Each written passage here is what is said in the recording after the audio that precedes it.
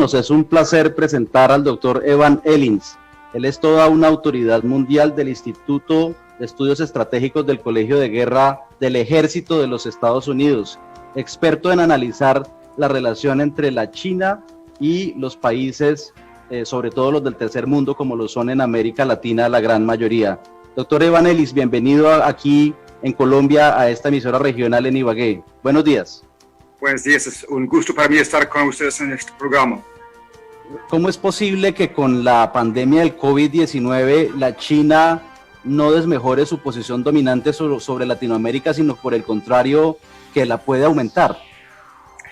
Bueno, sí, hay muchas contradicciones en esto, pero en parte lo que está pasando con China es cómo fue el primero golpeado por este virus que empezó en Wuhan, pero también aprovechando los controles de su sistema autoritario sobre la población. Por ejemplo, un toque de queda muy estricto de 76 días en Wuhan, ahora otros toques de queda donde salen brotes como en Jilin. Básicamente, por un lado han logrado controlar el virus y han aprovechado también su control sobre la economía de rearrancar su industria. O sea, la producción industrial ha aumentado más o menos como 50% en el último mes, mientras que los países de Europa y los Estados Unidos, por presión política, están intentando realizar abiertamente parcial de sus economías, lo que casi garantía rebrotes, especialmente ahora antes de tener algo para probar algo para controlar el virus. Entonces, resulta que es una situación en que China ahora tiene la oportunidad de tener sus empresas entrando y llenando huecos en cadenas de abastecimiento mundial, también igual como en 2008, cuando tuvimos esta crisis, comprando acciones y comprando empresas en sectores estratégicos, en la minería, petróleo, etcétera, que las empresas occidentales están buscando a vender precisamente por sus dificultades. También presenta oportunidades en que especialmente en áreas como América Latina, donde hay mucho estrés en los gobiernos, por ejemplo, en Argentina, donde hay la posibilidad de un default en sus acciones literalmente mañana, que China se presenta como el rescatador de estos gobiernos que quedan obligados de realizar negocios con China que quizás jamás antes hubiera considerado. Entonces, lo que yo veo es la posibilidad que China aumente mucho su posición económica y con esto también su influencia política. O sea, es una historia complicada porque con esto también llega resentimiento por su rol en el virus, o sea, que empezó en Wuhan, etc. Pero yo creo que vamos a ver la combinación de los dos, o sea, expansión de presencia, palanca, pero también resentimiento en una trayectoria muy complicada en América Latina. Hablemos un poco del caso argentino, casos específicos de inversiones chinas en Argentina y la dependencia que ellos tienen por su tema de deuda fiscal, ahora también con la China, sus necesidades de financiamiento, la importación o la exportación que ellos hacen, entiendo, de la soja, y con eso los argentinos en la cabeza de la familia Kirchner dependiendo de la China. Exactamente, sí, hay una combinación de relaciones personales y cosas que empezó realmente bajo los gobiernos de Néstor Kirchner y su esposa Cristina, especialmente durante su última gestión, pero complicado por la situación en que el país se encuentra ahora. O sea que muchos de estos proyectos chinos empezó especialmente próspero bajo Cristina. Por ejemplo, estos negocios de construir dos nuevos proyectos hidroeléctricos en el río Santa Cruz, la modernización y expansión de este sistema ferroviario de Belgrano Cargas, también la expansión de su complejo nuclear Atucha 3 por empresas chinas, también este gran aumento en las ventas de soja, también en el sur de Argentina, en una zona especial de libre comercio en en Tierra del Fuego, la producción de muchas cosas electrónicas, la presencia por Huawei en toda la infraestructura de telefonía y internet en Argentina, y más recientemente la presencia fuerte y creciente en el sector de litio en el norte. Y eso solo para mencionar un poco. También había algunos arreglos realizados bajo Cristina de realizar swaps de moneda entre los bancos chinos y los bancos argentinos, y también la entrada de un banco chino importante de ICBC en Argentina, comprando los intereses de Standard Bank. Todo esto menciono para destacar que en este momento, si Argentina entra en default, o sea, básicamente la misma gente que realizó esto ahora bajo Alberto Fernández, pero con Cristina como su vicepresidente, están en posición de seguir con estos negocios. Y China ya tiene esta presencia, esta cabeza de Troya fuerte en Argentina para hacerlo, especialmente en el momento en que el gobierno de Argentina se encuentra particularmente desesperado por encontrarse de nuevo cortado por mercados internacionales de crédito. O sea, es algo que presenta una gran oportunidad para los chinos de avanzar en Argentina en este momento. Estamos haciendo esta entrevista internacional con el doctor Evan Elins, directamente desde Pasadena, California. Son las 6:39 allá en California, ¿no?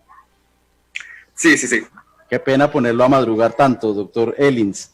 Hablemos de qué es el poder blando de la China y qué es eso de que hacen coerción, como si hubiera una especie de presión diplomática para poder ejercer ese poder económico de la China para entrar a Latinoamérica. ¿Qué es eso del poder liviano y de la coerción que ejercería y en qué otros países puede hacerlo? Eso es un punto muy importante que usted hace, y creo que eso es algo muy poco entendido en muchas partes del mundo, porque cuando normalmente hablamos de poder blando, pensamos en el modelo de los Estados Unidos, o sea, en que varias personas han estudiado en los Estados Unidos o por lo menos conocen el sistema, y quizás el poder blando de los Estados Unidos es un poder basado en una convergencia o congruencia de valores. O sea, que personas que han estudiado sienten que esta manera de hacer cosas con mercados libres, con democracia, respeto para derechos humanos, es la manera de hacer las cosas en su propio país. Digo que el poder blando chino yo veo ahora tan grande o quizás hasta más grande en América Latina que el poder blando chino, pero tiene una base completamente diferente. El base chino coexiste con una profunda desconfianza hacia los chinos. Podemos recordar, por ejemplo, cosas que ha pasado en Colombia, por ejemplo, en Bogotá, en San Vitorino, en 2017, y creo que por lo general lo que pasa con China es, aunque hay muchas personas quienes ven los chinos o China como un poco peligroso o de poca confianza, pero también se espera aprovechar de los recursos de China, su gran mercado, las posibilidades de tener una empresa china y su acceso a finanzas como su socio local, como pasó, por ejemplo, en el caso de Airplan, con la gestión de los nuevos los 6 aeropuertos alrededor de Medellín, pero hay muchos otros casos, por ejemplo, el metro de Bogotá. Entonces, lo que pasa muchas veces es los socios locales y los gobiernos dicen, claro, no podemos confiar en los chinos, no es necesariamente que estamos de acuerdo con su sistema autoritario, pero hay mucho para ganar, o para el país o para nuestra empresa. Y hablando francamente, y no en todos los casos, pero muchas veces también la posibilidad de arreglos personales, como que el contrato de intermediación va al hermano del tío, del cuñado de persona realizando el negocios.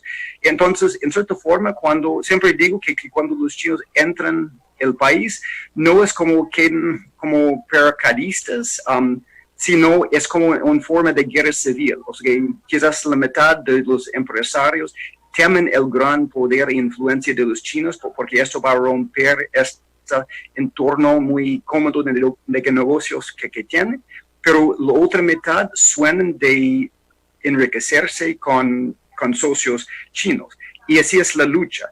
Y yo veo que en esto, aunque, por ejemplo, nuestro secretario de Estado, Mike Pompeo, y varios otros van avisando de los peligros de negociar con los chinos desde una posición de quizás estabilidad, porque son negociadores muy astutos, muy difíciles, que en el fin los cálculos de las personas, este poder blando, logra que a veces no hacen caso de estos avisos y los chinos en Colombia y en muchos otros países siguen avanzando, a veces para el bien, pero a veces también en tratos que son mejor para las empresas chinas y las personas que lo firmen por el lado local, pero no tan ventajoso para el país. ¿Podríamos profundizar un poco lo que me acaba de decir el doctor Elling sobre el metro de Bogotá y la inmensa presencia china en Colombia? ¿Qué podemos hablar de los chinos en nuestro país?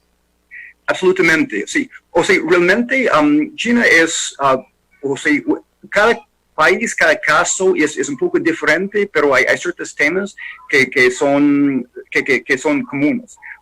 Y uno es a veces la descoordinación de los varios empresarios y una estrategia nacional. O sea, queremos hablar, por ejemplo, de los empresarios de Bogotá versus los de Medellín versus los de Cali, y los intentos a través de Cancillería de realmente lograr algo mejor coordinado para Colombia. Pero, o sea, los chinos no siempre ganan todos los casos. Yo digo que sí, ha sido varios avances importantes en Colombia. En el periodo anterior que yo mencioné, cuando había esta crisis financiera en 2008, por ejemplo, los chinos entraron en varios lugares en el sector petróleo. Por ejemplo, esta compra de Emerald Energy, que opera en Magdalena Medio y los llanos de Colombia. Había un interés en avanzar en varios proyectos hidroeléctricos. Por ejemplo, Sino Hidro estaba interesado en entrar en Hidroituango. Esto fue un caso interesante porque en este caso o sea, los empresarios colombianos básicamente logró obstaculizarlo. Porque en el fin pareció que Sino Hidro iba a ganar la licitación, pero dividieron la licitación en partes por empresas públicas y en el fin salió otro ganador. Pero en otros casos, como yo acabo de mencionar, siempre hay lazos entre personas locales y personas... exactamente. Por ejemplo, lo que yo entiendo es lo que pasó con China Airport Holdings y Airplan en Medellín. Fue un empresario colombiano importante con lazos anteriormente con la Cancillería chino. Y su estrategia, que eventualmente fue exitoso, fue apalancar las capacidades de una empresa china para ganar esta licitación, aunque en el fin yo entiendo que principalmente ha sido gestionado por los colombianos, no tanto como los chinos. Ha sido otros casos en varias otras partes en cierta forma, los chinos quedan en dificultades a veces por las condiciones locales, las mismas cosas que obstaculizan otras empresas. Por ejemplo, durante muchos tiempos los chinos han tenido un interés en realizar proyectos en Buenaventura, y porque eso representa la puerto principal pacífico de Colombia, pero con todos esos problemas de Buenaventura y cosas de medio ambiente, cuando hablamos de Valle del Solarano, cuando hablamos de quién tiene este terreno en los alrededores de ella. Y aunque ha sido varios intentos, hasta ahora yo entiendo que no ha sido tan exitoso. O sea, es una cosa mezclada. Pero en cuanto a lo que podemos ver es que los chinos también están aprendiendo poco a poco. Colombia es un caso único en que no hay, a diferencia de, por ejemplo, Perú, donde hay muchos chinos en los alrededores de Lima, por ejemplo. En Colombia tenemos un Cámara de Comercio Colombo-Chino casi sin mucha representación de empresas chinas, aunque esto ha aumentado un poco. Pero en años recientes, sí, hemos empezado a ver los chinos adaptándose, en parte con poner un poco de su propio plata. por ejemplo, los carreteras de 4 generación, eso nuevo que han ganado, conectando, hasta que yo entiendo, Medellín hasta el Golfo de Urabá. Y también, obviamente, lo que todo el mundo está hablando de Metro de Bogotá, que nadie pensaba iba a pasar nunca. Y bueno, ahora yo entiendo que es un poco estancado también por esta situación, pero también un caso en que los chinos, posicionándose de forma más inteligente, sí, logró ganar esto con como parte de un grupo. Pero también indica que lo que está pasando acá en Colombia con el gobierno centro derecho, presidente Duque, igual como está pasando en Chile con el metro de Santiago y otras carreteras en Santiago y el sector de litio en el norte de Chile, que sí, los chinos están cada vez más adeptos no solo en maniobrar en países como Venezuela con gobiernos socialistas, gobierno, sino también en países de mercados libres con gobiernos relativamente o sea, bien institucionalizado. Entonces, estoy pintando un cuadro un poco complejo, pero sí, hay que entender esta complejidad en que los chinos están operando y yo veo poco a poco realmente avanzando. Y todavía no es cierto. Yo creo que Colombia sí está beneficiando en algunas maneras y en otras maneras en el momento.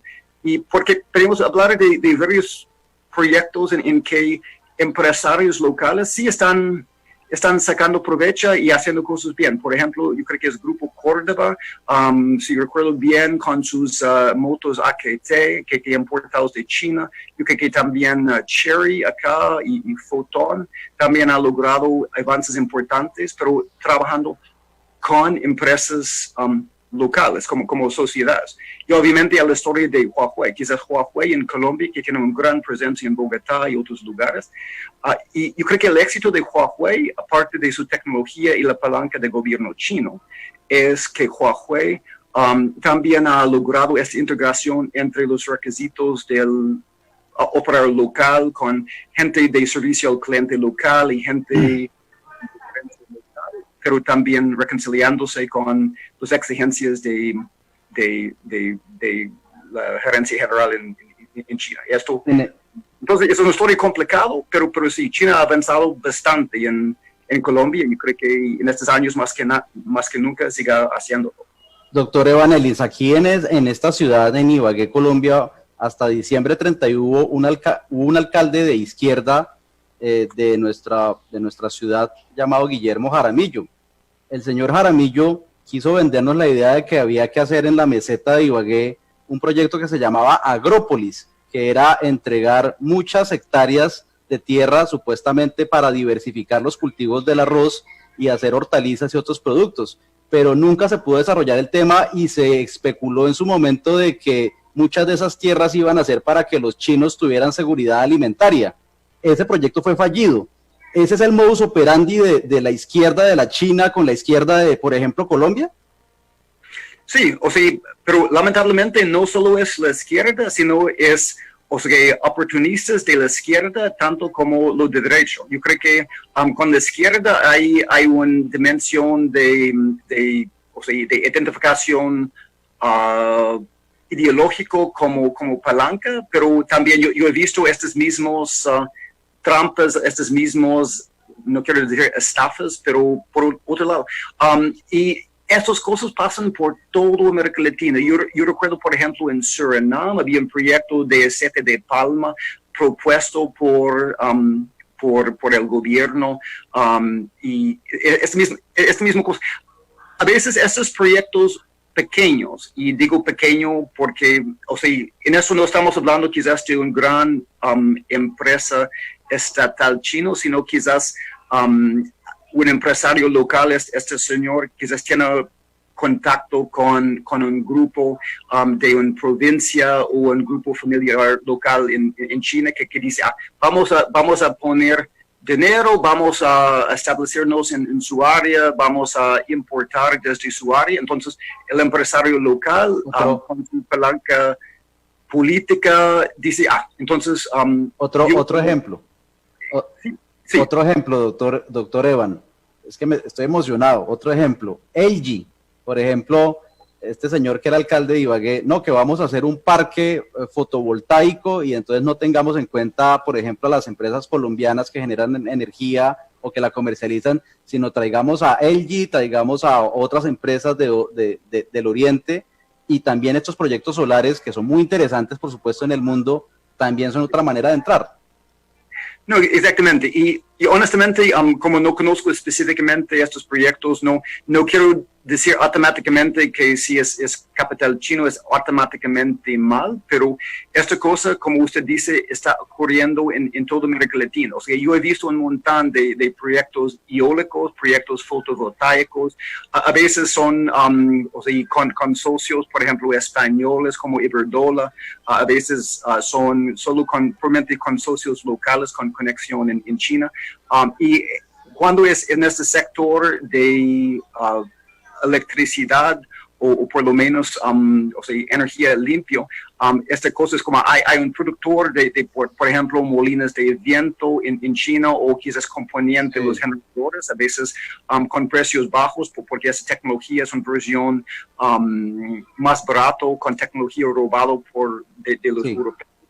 Pero también con asesoría de financiamiento por largo plazo, porque en los bancos occidentales a veces por esos proyectos solo dan préstamos de 5 años y los chinos, como está promocionando esto, dice, nuestro banco del desarrollo va a dar un préstamo a nuestra propia empresa de 15 años. Entonces, pueden hacer un oferta con precios de componentes bajo porque es tecnología inferior y robado, más financiamiento de largo plazo, pero a veces hay muchos problemas. Uno, los inversionistas chinos no sé en qué están metiéndose. A veces las palabras pequeños del contrato dan mucha ventaja a los chinos y en el fin el peligro es que los dos lados tienen como expectativas sobreinflados.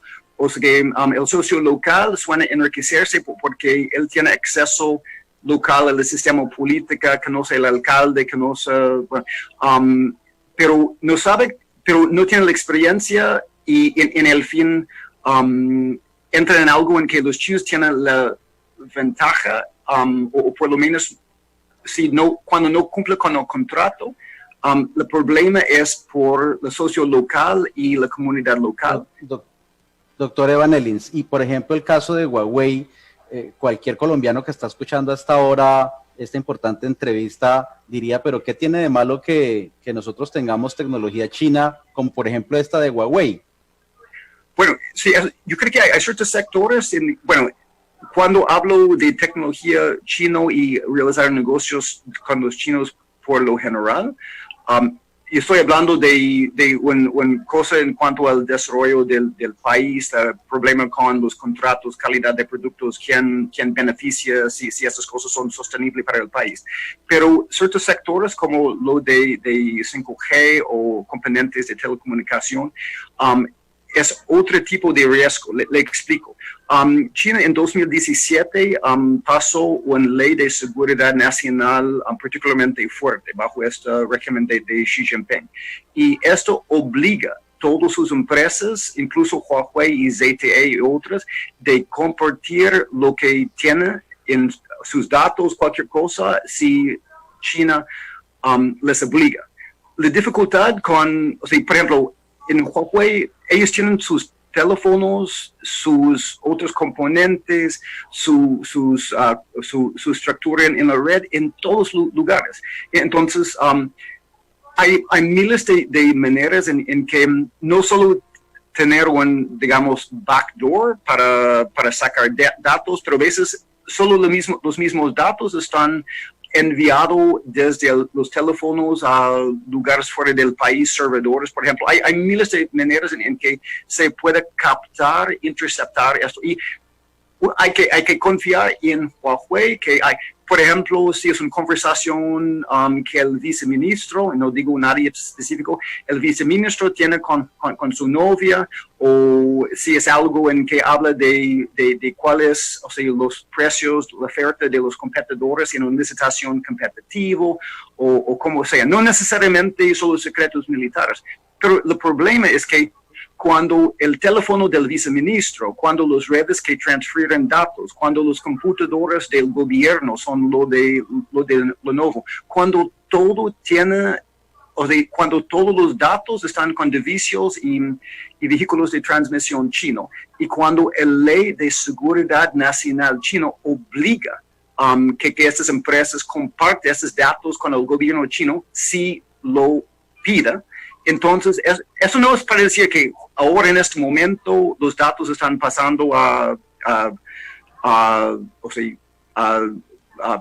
inteligencia china, pero si China busca estos datos para su ventaja comercial o palanca política o como sea, o sea que el país que confía en esas empresas están completamente expuestos. O sea, no se puede hablar de autonomía del viceministro cuando los chinos saben quién es su novio y qué hicieron, o sea, la noche anterior, o sea, cuando saben cuáles son las ofertas de todos sus competidores, cuando saben qué es la situación fiscal del gobierno. Entonces, en cierta forma, es un riesgo de entregar totalmente la autonomía de acción del país. Y esto, obviamente, en cuanto a lo que ha dicho el gobierno de los Estados Unidos, yo creo que el gobierno de los Estados Unidos es profundamente incómodo con esto, porque esto pone todas las relaciones y la autonomía de acción de nuestros socios en la región al riesgo, en la manera que China va avanzando más en esto. Finalmente, doctor Evan Ellins, después de la pandemia del COVID-19, ¿usted cree que China lo que piensa hacer es superar a Estados Unidos como la primera potencia del mundo? Para mí, el objeto chino es reconstruir, es muy diferente que los días de la Guerra Fría con la Unión Soviética, porque en este tiempo, en mi opinión, el objetivo de la Unión Soviética fue establecer un sistema político-militar alternativo que también tenía un componente de organización económica.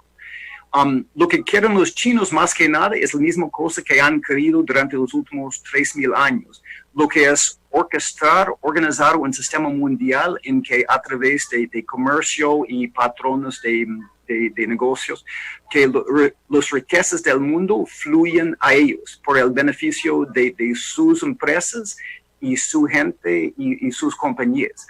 Y esto requiere que ellos en forma muy geográfica dominan, por ejemplo, mercados. Ellos tienen acceso a commodities de esos países, a veces que sus empresas son quienes hacen esta extracción, que ellos construyen las redes de logística y las redes de telecomunicación y electricidad por empresas como State Grid, que ellos también, sus empresas, quienes realizan este valor agregado y tienen acceso a los mercados para vender lo que han transformado. Y en cierta forma que ellos también realizan cambios en las instituciones mundiales como el FMI, como la Organización Mundial de Salud, como ONU, para crear un mundo que está seguro para este tipo de mundo que están construyendo. Y por supuesto, también tienen un país fuerte y militarmente, porque ellos sospechan que los poderes establecidos existentes como los Estados Unidos y la Unión Europea no van a querer aceptar esta transformación del mundo para el beneficio chino. Entonces, yo creo que es un proyecto muy, en cierta forma, egoísta con la coordinación del Estado. Yo creo que cualquier persona quien ha leído las críticas del capitalismo, como por Emanuel Wallerstein o Raoul Prebisch o varios otros, esto es, irónicamente, la lógica que están aplicando los chinos, crear un mundo en que el flujo de riqueza va a su beneficio y si hay beneficios para los demás en este mundo de ganar, o sea, quien beneficia en el periférico es un beneficio muy efemeral y no tan grande como el beneficio para el país chino. Eso es lo que yo veo en su proyecto. No es contra los Estados Unidos, pero si los Estados Unidos se meten en esto, ellos necesitan resistir para lograr lo que ellos quieran para su propia gente. Bueno, no puedo despedirlo, doctor Ellins. Entiendo que usted fue asesor del Departamento de Estado norteamericano sin hablar de la política antidrogas con Colombia y con Venezuela.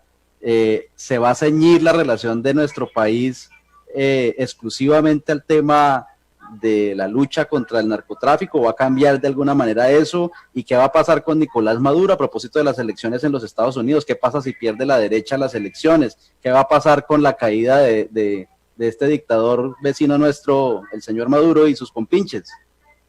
Bueno, primero que nada, yo quiero destacar que sí, lo que usted dice es cierto. Yo acabo de terminar un periodo de gestión en que estuve responsable en la Oficina de Planificación de Política en el Departamento de Estado para América Latina, incluso cosas contra droga.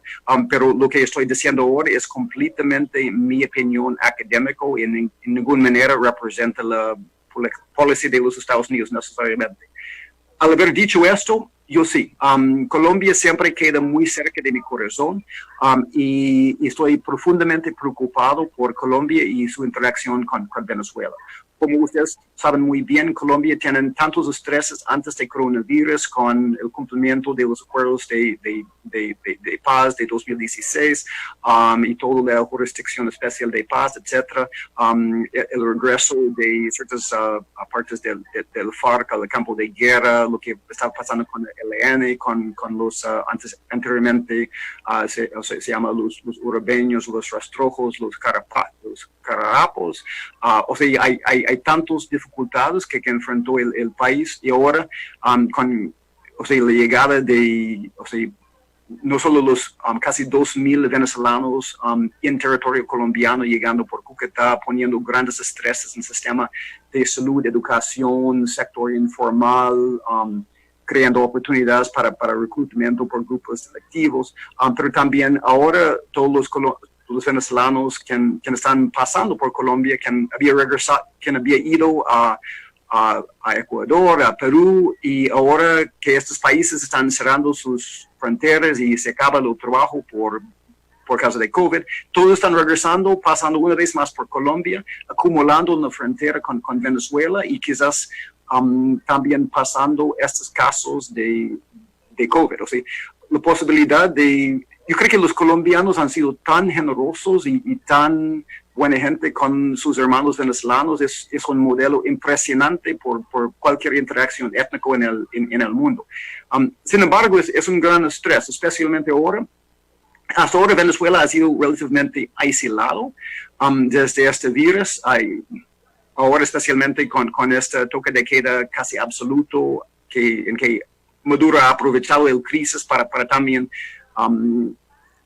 establecer más control, pero lo preocupante es que ahora ciertos venezolanos con COVID por otras regiones están regresando a Caracas, quedan en Caracas, llevando con ellos este virus. Y creo que vamos a ver en los próximos meses un estallido sin control de este coronavirus en Venezuela por causa de esto, en un sistema de salud colapsado.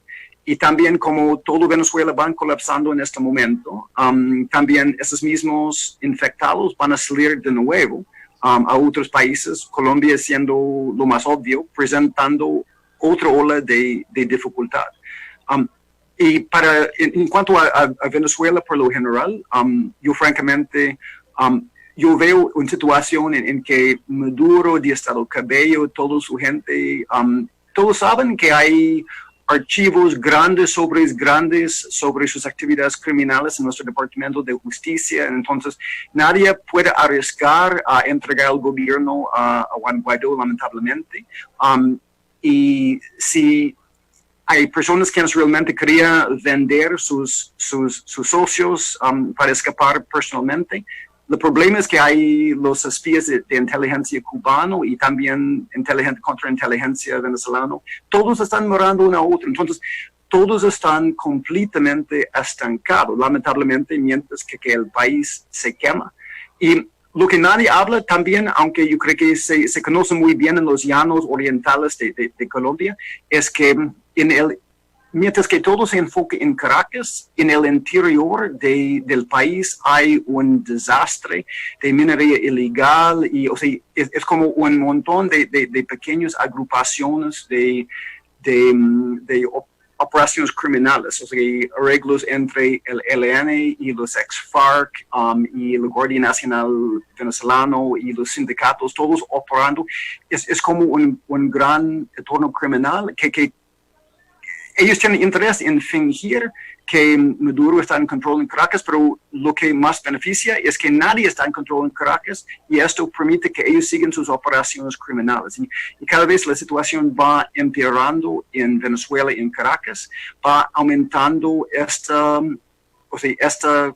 como las operaciones criminales cada vez más fuera de control. Entonces, me preocupo no tanto por un cambio o no cambio de la situación en Caracas, sino me preocupa profundamente por la desintegración del país, en que podemos ver que Venezuela es cada vez más como un Somalia o un Sudán del Sur o en Corea del Norte en cuanto a este desastre humanitario, pero también con la violencia criminal. Y obviamente Colombia, como vecino de cerca, está profundamente afectado por esta situación. Y por esto no quiero terminar una nota tan pesimista, pero yo creo que en Washington estamos muy conscientes de estos tiempos difíciles que viven los colombianos. Y hemos estado con ustedes durante muchos años y aunque a veces el retórico de Washington nos suena como hacemos mucho caso a Colombia, sí, yo puedo decir de primera mano por los muchas personas con quien yo he trabajado, que conocen muy bien y siguen muy bien la situación en Colombia, que sí, seguimos esta situación y estamos con ustedes. Doctor Evan Ellis, experto del Colegio de Estudios Estratégicos de Guerra del Ejército de los Estados Unidos, asesor de este colegio, muchas gracias por estar con Ecos del Conveima en Ibagué, Colombia, desde Pasadena, California. Usted ha sido muy amable con nosotros. El gusto y el honor fue para mí. Gracias por terminar el programa. Un gran abrazo, muy buenos días. Buenos días. Ya volveremos.